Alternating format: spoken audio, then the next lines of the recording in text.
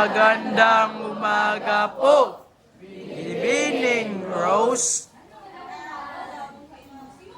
Ay ayusin niyo muna ang inyong mga upuan at pulutin ang mga kumakalat na basura sa inyong paligid.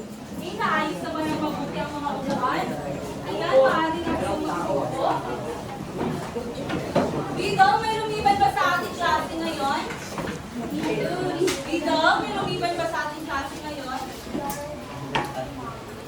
Ilan? Dalawa lang? Isa? Magaling din. Isa lang ang lumiban sa ating klase ngayon. Dahil dyan, ibigyan natin ng iyong sarili ng isang masigabong palakpakan. Ngayon, ay meron akong mga kasunduan o paalala na dapat sundin. Una, pakibasa. Makinig ng mabuti sa guro. So, kinakailangan yung makinig ng mabuti upang mas magaling yung makukunawaan ang paksang ating tatalakayin. Pangalawa, Iwasan ang pagiging maingay sa klase. so kinakailangan nyo din iwasan ang pagiging maingay. Sino sa inyo ang nakikita? Kung naririnig kong nag-iingay ay babawasan ko kaagad ng puntos. Pangatlo, Aktibong makilahok sa mga gawain. so kinakailangan din na ang bawat miyembro sa inyo, lalo-lalo na sa ating pangkatang gawain, ay makilahok. Pang-apat, Irespeto at igalang ang kaklase at guro.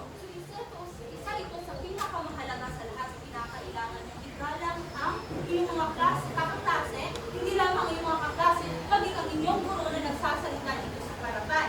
Panglima, Itaas ang kanang kamay kung gustong sumagot o kung mayroong mga katanungan.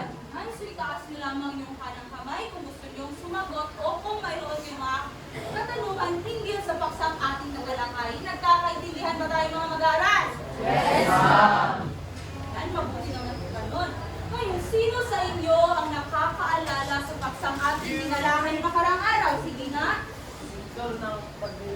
Tama! Bigyan natin ng tatlong bagsak si Charles dahil naaalala pa niya ang paksang ating tinalakay tungkol ito sa Sektor ng paglilingkod. ngayong umaga ay meron naman tayong panibagong paksang tatalakayin. Pero bago natin tatalakayin ang ating panibagong paksa, ay meron muna akong ipapakita video. So nais kong makinig at manood kayo ng mabuti dahil pagkatapos nyo mapanood ang video ito ay meron akong ibabatong mga katanungan. Ayan. Handa na ba ang lahat manood? Kung handa na, sabihin nyo nga, aba, handa na! Aba, handa na. Ulit? Bakit walang intindihan? Handa na ba manood ang lahat? Aba, handa na. Magaling yun. Manood na lahat.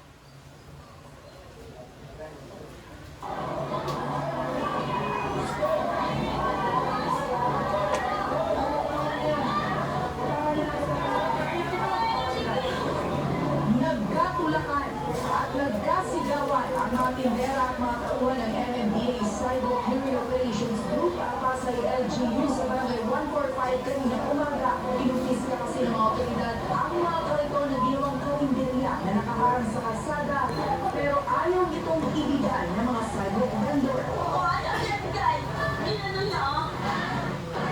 Kami naman yung dinipit sa ulis ninyo. Meron kayong manunulat. Binigyan din ng ilang segundo ang mga vendor na tanggalin sa kalsada ang kanilang tindahan at mga paninda.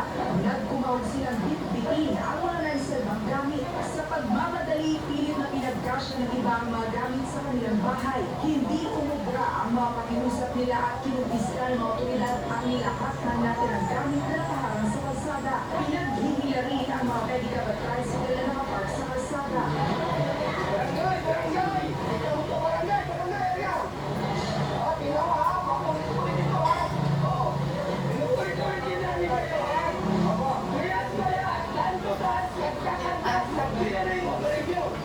Sermon ang inabot ng mga opisyal at alot ng Barangay 76 sa MMDA dahil sa mga nakahilerang sidewalk vendor sa kalsada. Kinupis ka rin ang mga paninda nila. Sa kabila nito, babalik pa rin naman sila para magtinda. Aminado ang Pasay City LGU na malaking hamon ang kabalik-balik na mga nagtitinda sa kalsada. Malaki ang papel at pananagutan ng mga barangay official na panatiling malinis at maayos ang kanilang lugar. Ayan, napanood di ba ng mabuti ang video? Ngayon ay ano ang nilalaman ng video inyong napanood? Sino ang makapagbabahagi? Ano ang nilalaman na yung video na napanood? Sige na, ano pangalan? Sige na, ano pangalan mo? Angelo? Petro? Ang nalaman ng video ay ang information dahil sa mga nabibenta na nagbibigay nila ng bakit ang kanilang mga tindahan ay makaharang masakali. Ito ay lubang nakakadulot ng traffic sa kanilang Magaling bigyan natin ng tatlong bagsak si Jetro. So, tama yung sinabi ni Jetro, no? Na ang nilalaman ng video ay nagsasagawa ang MMDA ng isang clearing operation para sa mga sidewalk vendor o mga nagtitinda sa kalsada. Ngunit, anong nangyari? Nagkagulo dahil hindi nagpaawat ang mga nagbebenta sa kalsada. Ayan, base sa video, ano ang mga uri ng mga hanapbuhay na yung nakita o napapansin? Sige na.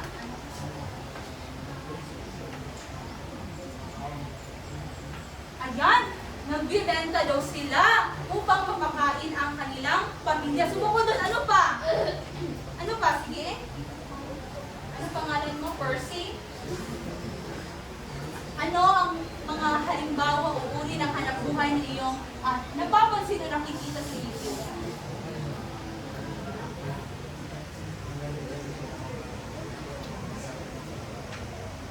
May mga nagbibenta ng mga pagkain tulad na lamang ng mga isda. Ano pa? Sa karinderya. Ano pa?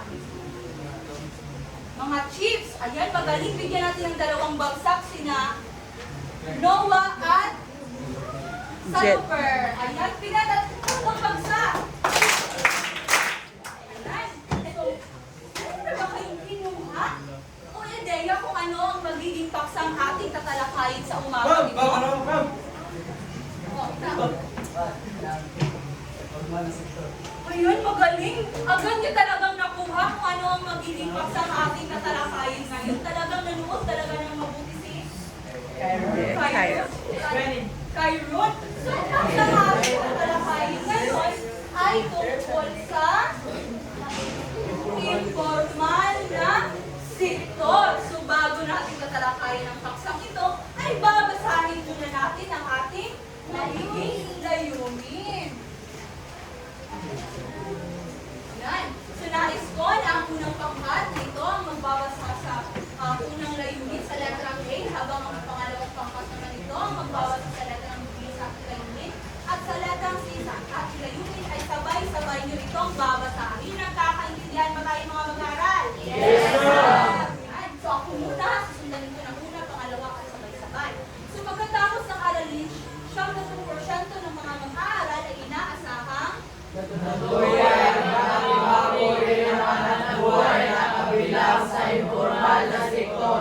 Naibabahagi ang sariling opinyon at saloobin tungkol sa mga suliraning kinakaharap ng mga manggagawa at batas na nakakatulong sa mga nasa informal na sektor. Nagsasagawa ang malikhaing presentasyon sa pamamagitan ng pagsasadula. Ayan, so ito ang magiging layunin natin na nais natin matamo sa umagang ito. So ngayong umaga ay tatalakayin na natin ang tungkol sa informal na sektor. Ayan, kung kayo ay aking tatanungin, namimiss niyo na bang kumain ng mga ganitong produkto na madalas niyo nakikita bago pumasok ng paaralan at pagka-uwian? Yes! So sa inyong palagay, ang mga nagbebenta, ang kinikita ba ng mga nagbebenta ng ganitong produkto ay nabibilang sa national gross GNP at GDP ng Pilipinas? Ha? Gross national product at gross domestic product? Nabibilang ba ang mga nagtitinda nito? Hindi. Tama. So, hindi lahat na nagbebenta sa isang bansa ay nabibilang sa GDP or GNP. Dahil marahil ito ay kabilang sa tinatawag nating informal na sektor. So, ano nga ba ang informal na sektor? Ano ma'am, mga magagawa at negosyo na hindi rin talaga sa ating official na sistema ng pamahalaan. Magaling! Bigyan din natin siya ng tatlong baksa! So, kapag sinasabi natin informal na sektor, ito ay isang bahagi ng ekonomiya na hindi nagbabayad ng buwis at hindi nakatala sa pamahalaan. Kumbaga ito ay kilala sa tawag na underground economy, black market, hidden economy, under the table, at illegal. So, sa madaling salita, ang informal na sektor, ito yung mga negosyong hindi nakarehistro sa pamahalaan. Halimbawa na lamang, napag-isipan kong magtinda ng halo-halo sa labas ng aming tahanan. So dahil nga marami ang bumibenta nito, ay pinagpatuloy ko ang pagbibenta ng halo-halo lingid sa kaalaman ng pamahalaan. So ibig sabihin na ang aking negosyo ay napabilang sa informal na sektor. Yan. So, ano kaya bukod sa pagbibenta ng mga halo-halo sa labas ng tahanan, ano-ano ang mga gawain pinagkakakitaan na kabilang sa informal na sektor? Meron ba kayong ideya kung ano-ano ang mga gawain pinagkikitaan maliban sa pagbibenta ng halo-halo na nakapabilang sa informal na sektor?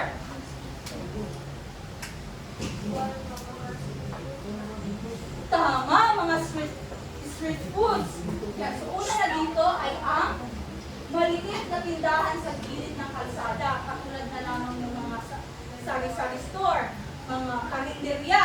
Pangalawa, yung mga street vendor, katulad na lamang yung nagbebenta ng mga fishball, tempura, kwek-kwek, takoyaki, ice cream, mga buko juice. Yun yung halimbawa ng street vendor. Pangatlo, mga tricycle driver na hindi nakarehistro.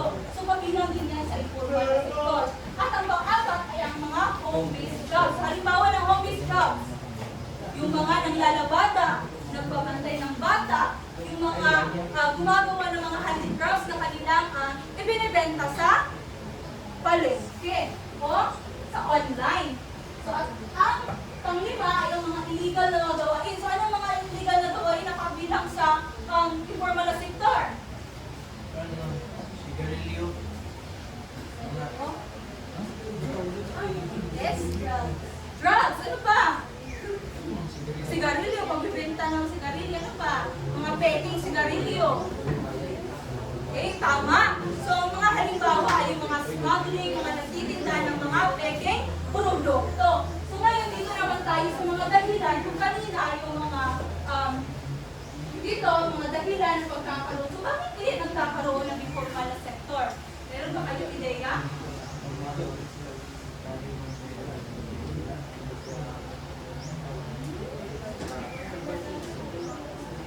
Ayan. Tama yung sinabi ni John na nagkakaroon ng informal sector dahil wala silang regular na trabaho. So, una na dito ay ang kakulangan ng kapital. So, ang mga negosyo na nagtitinda sa bangketa o mga maliliit na sari-sari store ay walang minimum na puhunan upang makapagsimula ito. Kung kaya't madali lamang makapasok ang negosyo sa informal na sektor, lalo na hindi ito nangangailangan ng malaking bayad sa renta dahil maaari naman itong gawin sa tahanan, sa labas ng tahanan, hindi kayo naman sa katapat na kalsada. Pangalawa, walang rehistro. So, walang rehistro. So, marami sa mga tao ang hindi naiinggan yung irehistro ang kanilang negosyo dahil nag-aaksaya or nagiging abala lang ito sa kanilang mga gawain. At iniiwasan din nilang magbayad ng buwis dahil dagdag lang ito sa kanilang mga gastusin. Pangatlo ay ang kahirapan. So dahil nga sa kakulangan ng hanapbuhay, ay nagdudulot ito ng kahirapan. Kung kaya't marami sa mga Pilipino ang pumapasok sa informal na sektor dahil upang maiangat ng kaunti ang kanilang pamumuhay. Pang-apat ay ang kawalan ng edukasyon. Bakit kaya ang kawalan ng edukasyon ay isa sa dahilan ng pagkakaroon ng informal na sektor? Sige nga, Ira, ano yung sinasabi mo?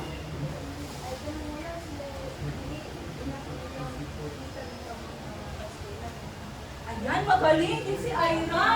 Nakuha niya talaga. So dahil nga sa kakulangan ng kaalaman at kasanayan, ay nahihirapang makapasok sa trabaho sa formal na sektor. Kung kaya ang tanging paraan lamang ng mga tao na kumita ng pera ay sa informal na sektor dahil para matugunan ang kanilang mga pangangailangan sa buhay. So ngayon dito naman tayo sa mga ambag at negatibong na itutulot ng informal na sektor sa ekonomiya. So ano kaya ang ambag? Una dito ay ang nakapagbibigay ng kita. So dahil nga sa kakulangan sa kaalaman at kasanayan ng isang tao ay nahihirapan siya makapasok sa formal na sektor. Kung kaya nabibigyan ng pagkakataon silang kumita ng pera sa pamamagitan ng informal na sektor. So ang isang negatibo naman ay ang kawalan ng registro at hindi nakakabayad ng buwis. Isa ito sa negatibong na idudulot ng informal na sektor sa ekonomiya. Kasi nga, ang mga negosyo na nasa informal na sektor ay hindi sila, kahit malaki ang kanilang kinikita, ay wala pa rin silang naiambag sa pondo ng bansa. Kasi nga, hindi sila direktang nagbabayad ng buwis. So dito naman tayo sa mga patakaran na may kaugnayan sa informal na sektor. So ano nga ba ito? Pakibasa. Something that Social Reform and Poverty Alleviation Act. Isinulong isa sa ito ang social reform agenda na naglalayong iahon sa kahirapan ng mga Pilipinong kabilang sa informal na sektor. Ayan, so ano ang iyong ideya tungkol sa batas na ito? So sino ang makapagbabahagi ng kanyang ideya kung himuka o naiintindihan sa batas na ito? Sige nga, Sherwin.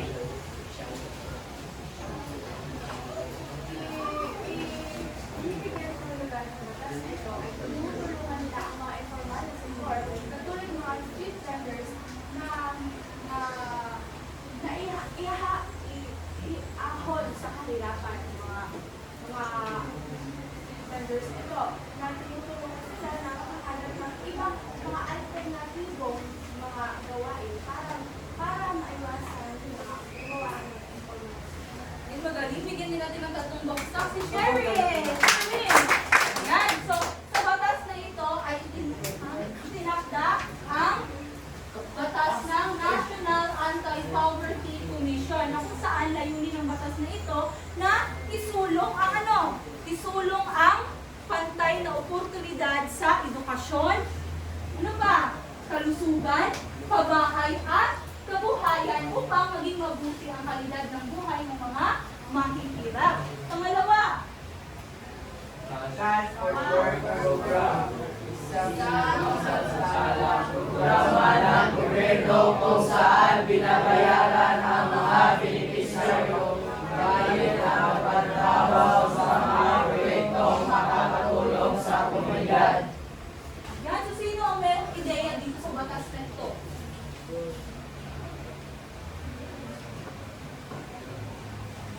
Sige nga. Andre, paano mo bang ibahagi ang inyong ideya tungkol sa batas na ito? Ako ito sa pagpasamantalang reklamo ng binabayaran ng benepisyo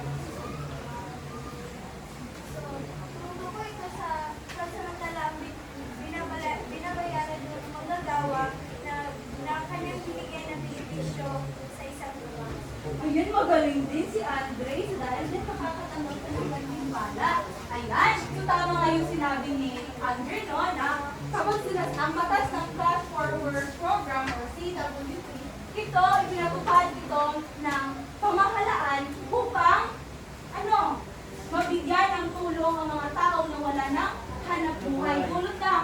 Dulot ng sakuna o kalamidad.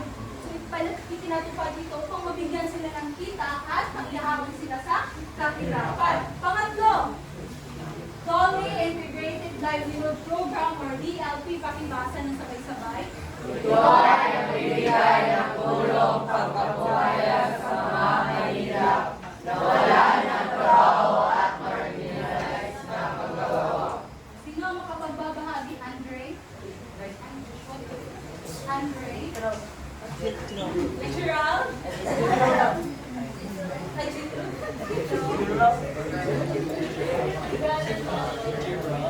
Makinig lang mabuti sa ulitin para lang marinig nilang yung kasagutan. Ang Dole Integrated Livelihood Program. Alam ka siya ang dapat sa mga Hindi magsalita ng wikang Pilipino na sa day na ito ay makakit sa pagsasalita nito. siya ay nagbibigay pang kabayan sa mga nanghihirap at walang trabaho. Sa mga walang trabaho dahil sa kanilang kahirapan, nagbibigyan ng Dole Integrated Livelihood Program ng konti pang konsumo ang mga mahirap at pamayan. Bibigyan natin ng 4 na bagsak si Jethro.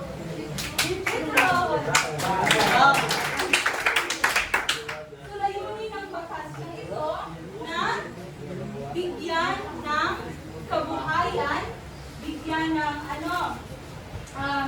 bigyan sila ng puhulan, kagamitan at pagsasanay upang makapagsimula sila ng maliit na negosyo o kabuhayan.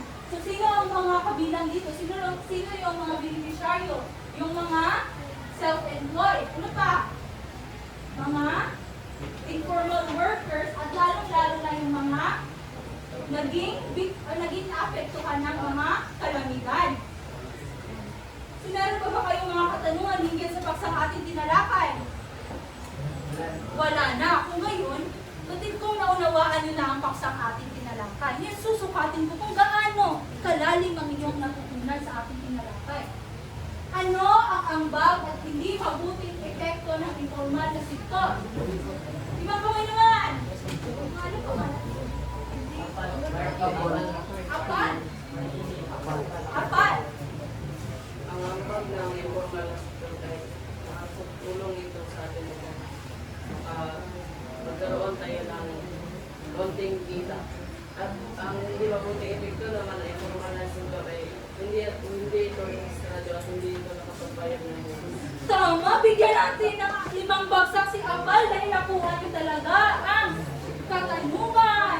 Ayan, bigyan natin ng 5 bagsak.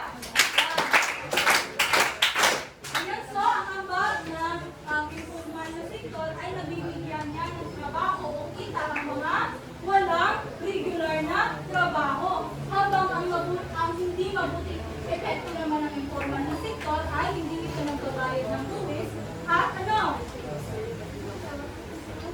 hindi nagbabayad ng buwis at hindi nakarehistro at wala din itong seguridad sa trabaho. Pangalawa, ano ang mga suliraning kinakaharap ng mga manggagawa sa informal sektor? Baka may naman, dito naman tayo. Bigyan natin ang pagkakataon si Okay.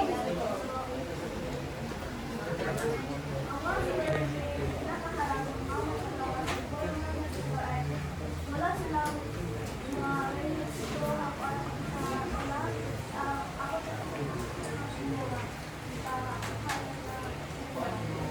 Ayan, magaling. Bigyan natin ng 3 bagsak si Kate.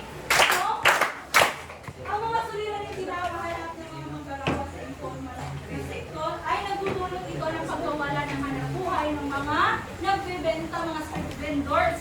So, nawawalan sila kung kaya naganap na ang kahirapan sa ating bansa dahil nasa kawalan ng trabaho. Kaya dito na lamang sila pumapasok sa informal na sektor ng pagbibigay.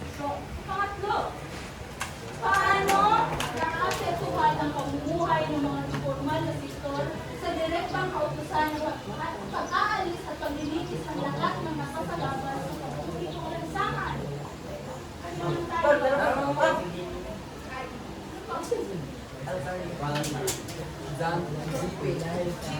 GP. Naapektuhan ng ilang naapektuhan ng ilang panganib buhay. Dahil pag wala silang panganib buhay, hindi sila makakuha ng pera na pambili nila ng pangailangan sa kanilang pamilya at ang kanilang pamilya ay mga gusto.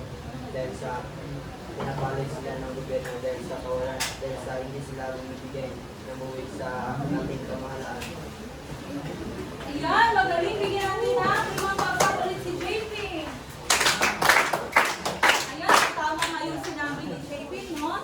Na ang nagiging naapektuhan ng pamumuhay ng mga informal na sektor, wala silang makakain na dahil nga wala silang makapupunang hanap buhay. Bukod doon, wala silang benepisyo na matatanggap dahil sa pamahalaan. At nawawalan din sila, mababa din ang kanilang kita na matatanggap sa kanilang pagpunta. So kung ikaw ay isang policy maker, anong batas o programa ang iyong ipapalukala upang matulungan ang mga nasa informal na sektor at bakit? Andre. Kapag ako ang naging isang policy maker at ang batas na ipapalukala ko sa mga vendor ay bibigyan ko sila ng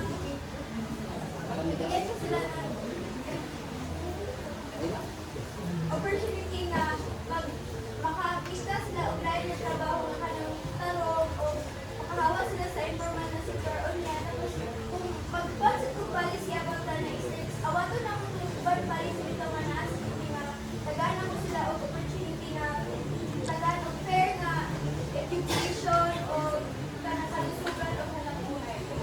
Ibigyan natin ng limang bagsak si Andre.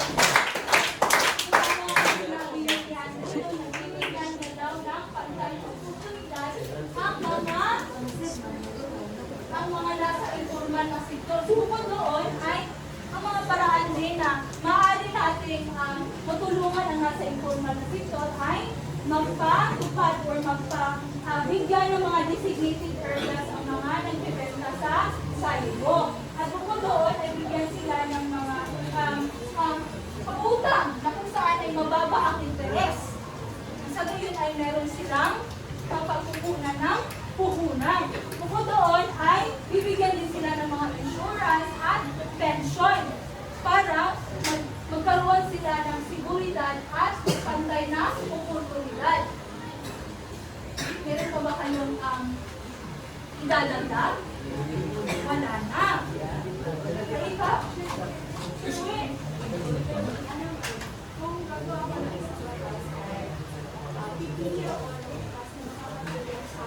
sa gobyerno kasi maka-informal na yung po ako nila sa kailangan at lakas na makatulong sila sa akin. O kaya gagawa ko ng mataas na tulungan sila alin sa gagawa ko nila mga ibibenta oras o Ayan, magaling bigyan din natin ng limang bagsak si Sherwin. So, nakita ko talaga kung gaano yun natutunan ng paksang ating tinalakay. Kaya ngayon, susubukin ko ulit ang inyong mga kakayahan at talento. So, it's showtime! So, bawat pangkat, atin ito ang magpangkat sa dalawang pangkat. Ito yung magiging unang pangkat at pangalawang pangkat. So, bawat pangkat ay magsasagawa o magkakaroon ng isang pagsasagula. So, magpapakita ng isang sitwasyon, isang manggagawa sa informal na sektor na nagpapakita ng kanilang mga suliraning kinaharap. So, bibigyan ko lamang kayo ng 3 minuto upang gawin ang mga nakatalagang gawain. So, ito yung magiging pamantayan sa inyong gawain gagawin. So, sa kategorya sa nilalaman, kayo ay makakuha ng 10 puntos kung napakalinaw at makakatuhanan ng pagpapakita ng informal na sektor at mga suliraning kinakaharap ito. Kayo na may makakuha ng 10 puntos kung ipakita lamang ang paksa, ngunit may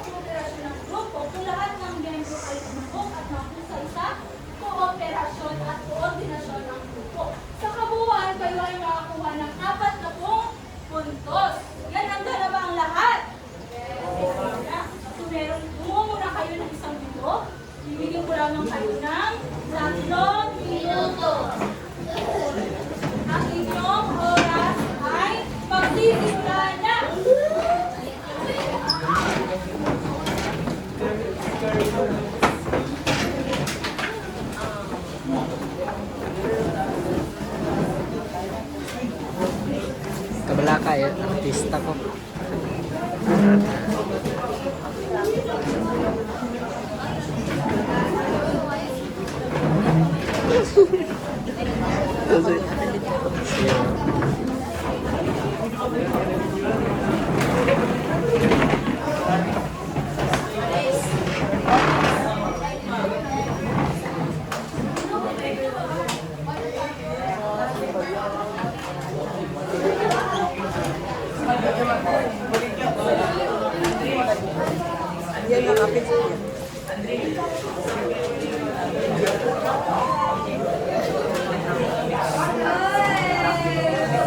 Iwasan ang pagiging maingay, ha? Kailangan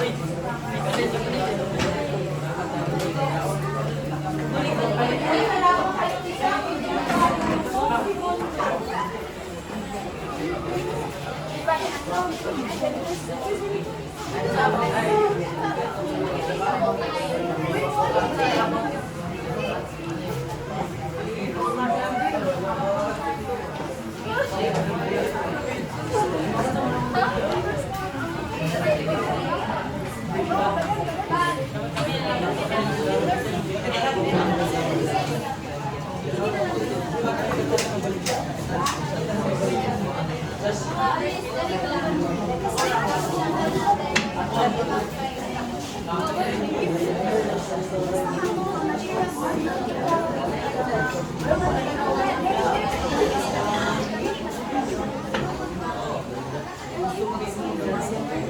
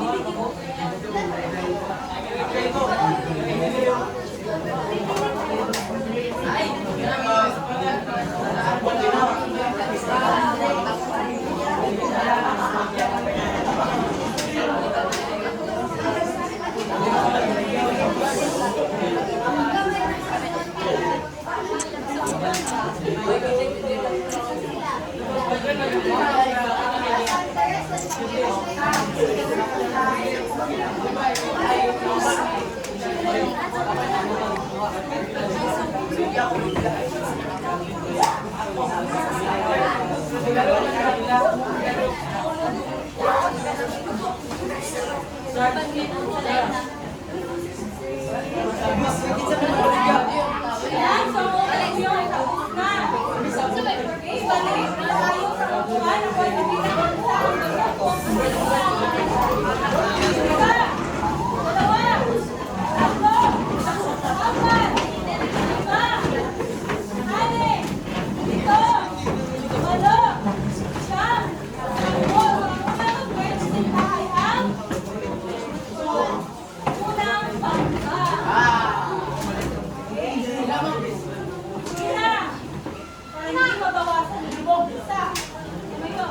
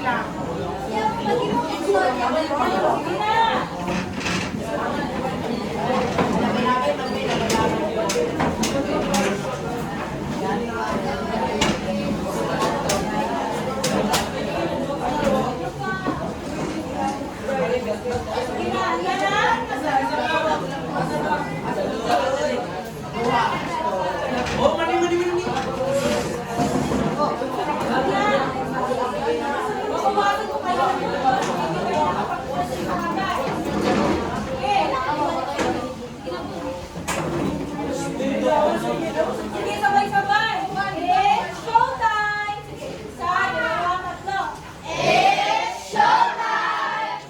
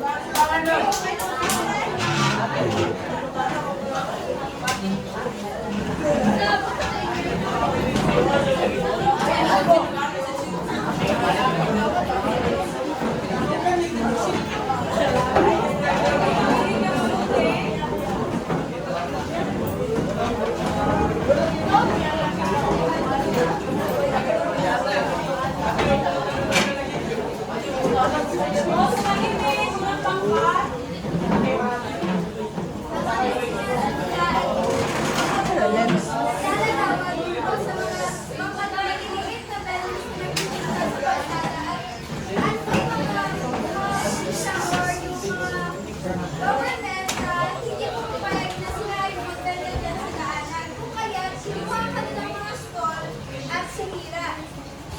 At saka doon, yung mga vendors ay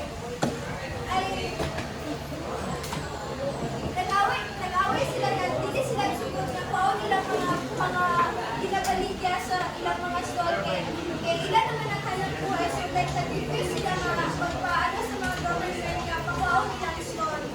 At yun lang. Yan, so bigyan natin ang apat na bagsak. Unang bangka.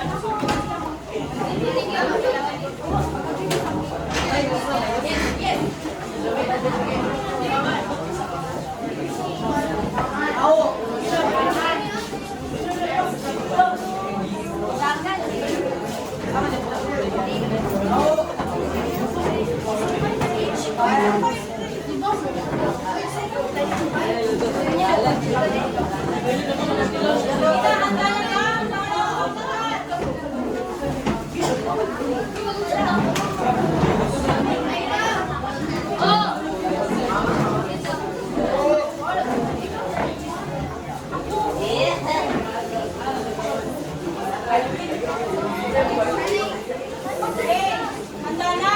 Pangalawang bangka. Sabay-sabay. Magandang umaga sa inyo, mga ligayan. Narito ang ating mayor upang kausapin kayo. Magandang araw sa bawat isa sa inyo. Bilang isang mayor, pinipilit ko na makahanap ng paraan upang matulungan kayo lahat. Ngunit, kayo ay lumalabag sa ating batas. Ang inyong ginagawa ay illegal. Kaya, papipiliin ko kayo. Pagpapaklas ko ang inyong mga binibenta dahil kayo lumalabag.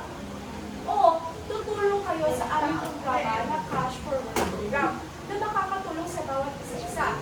Kumbaga, gagawa kayo, tutulungan nyo ang pamahalaan ng gumawa ng proyekto katulad ng paglilinis sa kalsada at kapalit ninyo ay babayaran kayo. Pagpapatulong ko kayo. Tutulong ko kayo sa gobyerno o pamabakin sa namin. Maraming salamat sa inyong pagtulong. Kung gayon, matutulungan natin ang ating ekonomiya na lalo bago. Maraming salamat. No!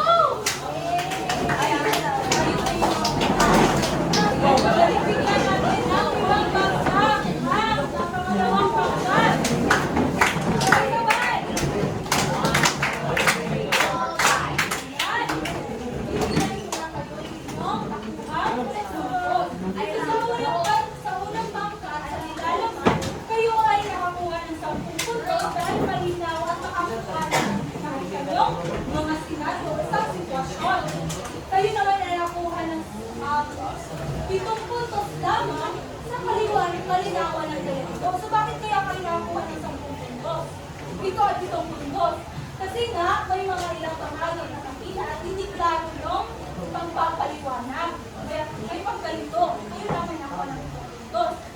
Kung sa pagganap ng mga tauhan, kayo ay nakakuha ng 10 puntos dahil lahat ng mga membro ay nagkilakok at may iba't ibang mga tungkulin. At sa cooperation ng grupo, kayo ay nakakuha ng 10 puntos dahil lahat ng membro ay nakilakok at nagbigay ng kanyang ideya sa isang pangkat. Sa kabuuan, kayo ay nakakuha ng 37 puntos. Yan, napakalaga ng pangkat. Sa nilalaman, kayo ay nakakuha ng 10 puntos dahil malinaw ang talagang pinisita. Sa kalinaw na dialogo, 10 puntos din dahil maayos ang pagkabigkas ng isang mayor sa kanyang mga nagtitinda, mga sidewalk vendor. So, maayos na ipabatid ang kanyang mensahe. Sa pagharap ng mga tauhan, kayo din ay nakakuha ng 10 puntos dahil mahusay at makatutukan at malinaw ang emosyon at intensyon. So sa kooperasyon ng grupo, kayo ay nakakuha din ng 10 puntos dahil lahat ay nakilakok at mayroong ginawa. Sa kabuuan, kayo ay nakuha ng 4 puntos. Yan,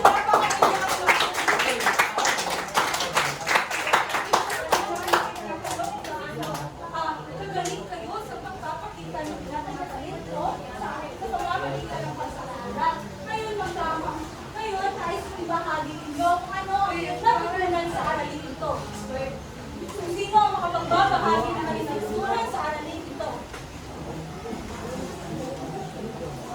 Sa aralin ito, natutunan mo na King Petrot, Dahil tunan ko ang kaunti ang bagay ko man sa Torah at ang ito ang ambag ng tuman ng Torah ay nabibigyan ng kaunti kita ang mga nabibigta at ang epekto na ito ay hindi sila registrado sa mga lahat at maaaring buhay na hindi ang mga nabibigta dahil siya ay malabang sa Ipagaling, bigyan natin ng tatlong bagsak ulit si Jethro. Ipagaling. Sino ba ang nakapagbabahagi ng kanyang natutunan? Sige na. Palad! Ayaw mo yan.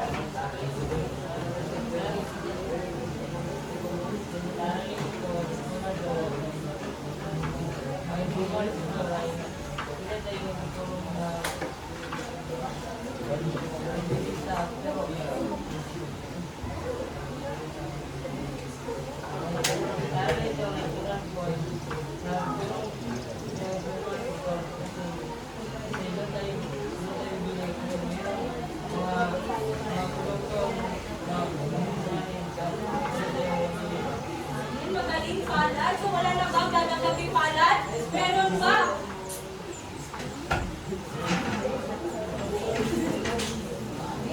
Ano ang iyong natutunan sa aralin ito?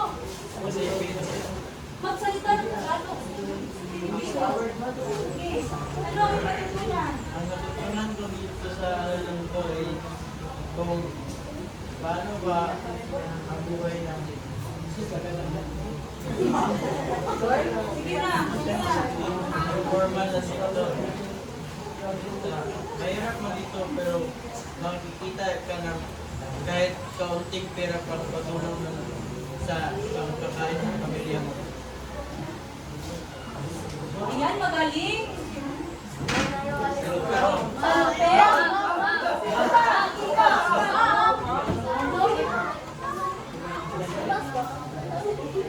Dahil kapag tayo ay hindi sumunod ng mga bago, maaari tayo Ayan, magaling. O, ikaw na muli.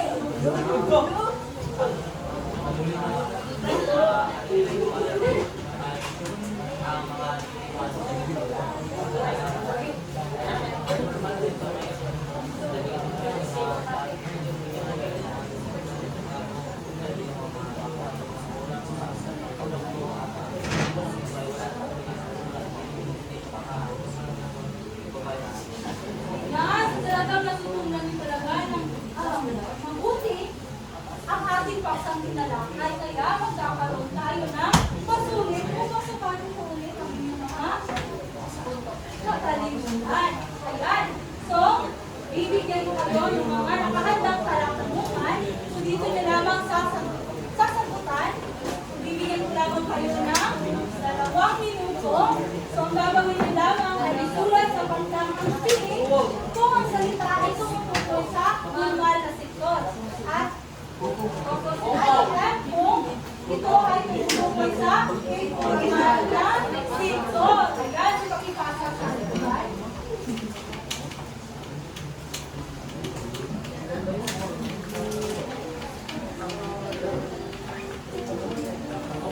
Ibibigyan ko lamang kayo ng 2 minuto.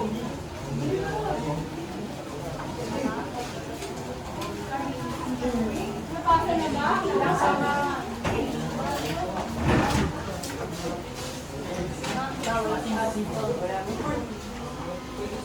Yung 2 minuto.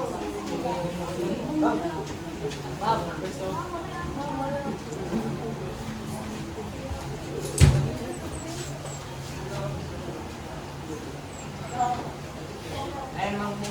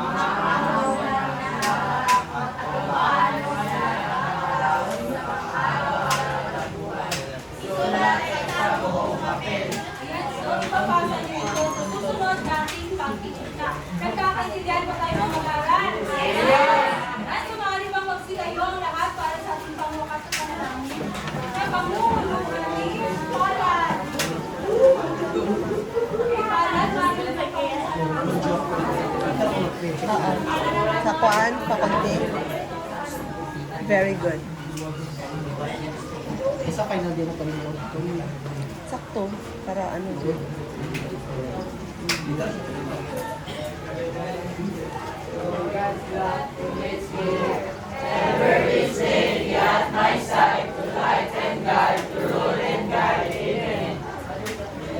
Ipaalam sa lahat mga mag-aaral.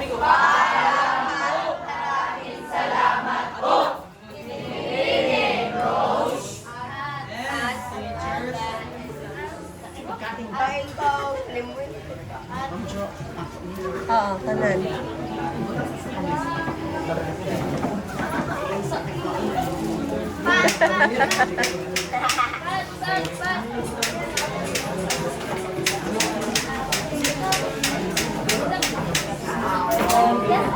Wala, wala.